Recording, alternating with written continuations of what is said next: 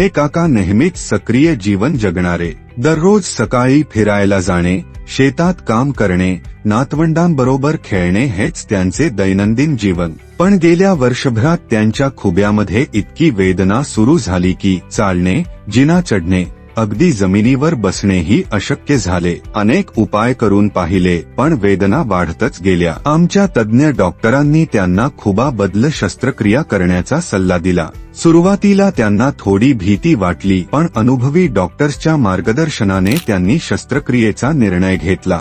शस्त्रक्रियेनंतर काही आठवड्यातच काका आधाराने चालू लागले. 3 महिने झाले ते पुन्हा व्यवस्थित मांडी घालून पण खाली बसू शकतात